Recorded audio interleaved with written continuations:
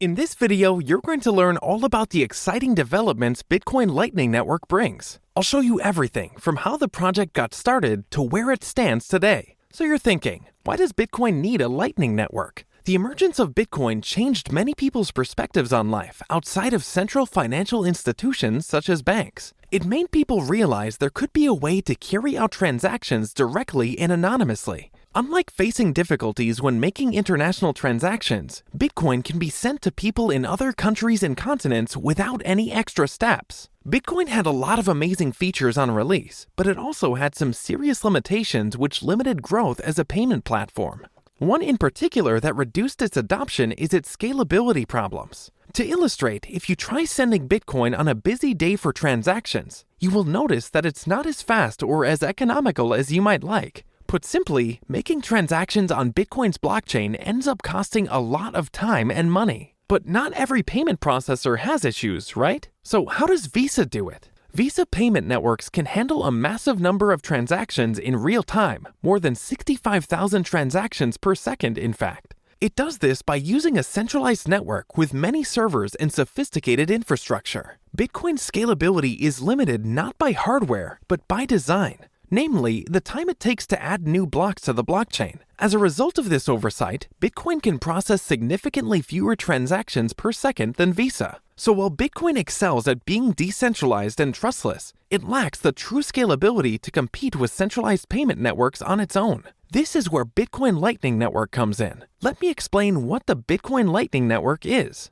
In 2015, Thaddeus Dryja and Joseph Poon were inspired to make Bitcoin transactions faster and cheaper. They created the Lightning Network, designed to connect people through direct, fast, and secure transactions. It's this network which makes it possible to use Bitcoin in a more practical way. It's called a Layer 2 network because it operates on top of its base network, the Bitcoin blockchain, which itself is known as a Layer 1 network. This extra layer is designed to address the scalability and transaction speed limitations of the Bitcoin blockchain. In simpler terms, it doesn't get slowed down by the main Bitcoin system. Instead, people can make payments quickly without running into any problems. Poon and Dryja felt Bitcoin really could be great, like other payment systems, if it could just process a greater number of transactions per block. So let's see how they went about it. Here's how the Bitcoin Lightning Network works. The Lightning Network primarily runs on the Bitcoin blockchain, although the technology can be used with other blockchains. To overcome Bitcoin's limitations, programmers created something called payment channels.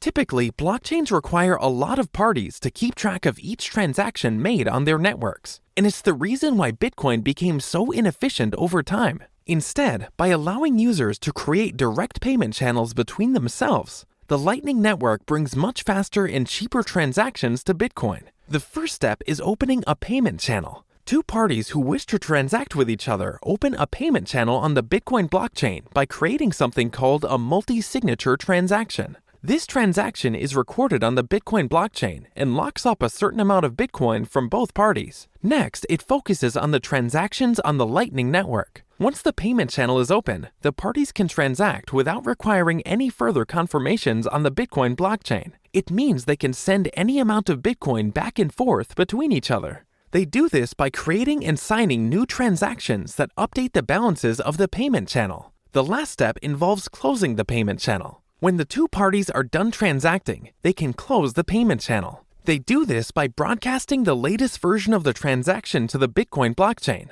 The blockchain then confirms this transaction and unlocks the funds. And by the way, if you're enjoying the video so far, don't forget to smash the thumbs up button and subscribe to the channel. Now, they say the best way to understand something is to see it in front of you. Let's dive into a practical example on the Bitcoin Lightning Network. Let's say you and your friend Jeremy use Bitcoins for transactions frequently. You both notice that the transaction fees are very high. The transaction confirmations also take a long time, so you decide to open a payment channel on the Lightning Network. To open the payment channel, you and Jeremy each contribute 1 Bitcoin to a multi-signature transaction. The blockchain records the transaction. This transaction locks up 2 Bitcoin in total. The funds can only be released when you and Jeremy sign a transaction. Once the payment channel is open, you and Jeremy can transact with each other by creating and signing Lightning Network transactions. For example, if you owe Jeremy 0.1 Bitcoin for something, you can send him a Lightning Network transaction for that amount. This transaction is not recorded on the Bitcoin blockchain yet, but instead on the Lightning Network's network of payment channels. When Jeremy wants to withdraw his funds from the payment channel, he can do so by broadcasting the latest version of the transaction to the Bitcoin blockchain.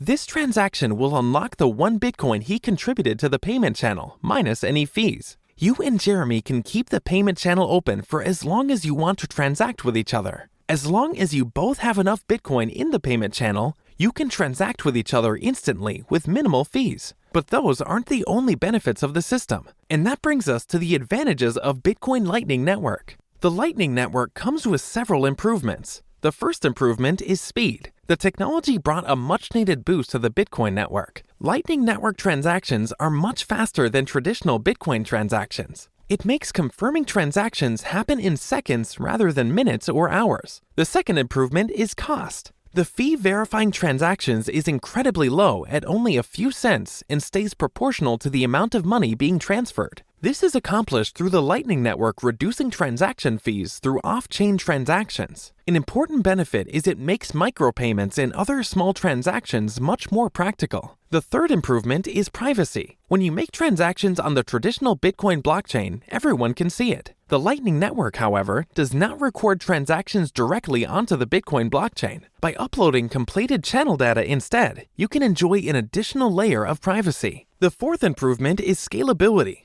Lightning Network's new way of doing things enables the blockchain to handle substantially more transactions every second. This is thanks to transaction validation and verification happening extremely quickly compared to its base layer. The value of this point cannot be understated, as it's exactly what the network was designed to solve. By significantly increasing the number of transactions the network can process, it makes Bitcoin a viable payment option. But of course, it's not all good news. There are a few things which still need some work. So here are some disadvantages of the Bitcoin Lightning Network. One issue with the Lightning Network is that it might become like today's financial systems, which are not decentralized. This is because some businesses that use the concept could become like banks, which are in charge of all transactions. These businesses could be seen as central hubs because they have many connections with others. Also, the fees involved can be undesirable. When you use the Lightning Network, you have to pay fees made up of several different types of charges. One is for routing payments between Lightning nodes.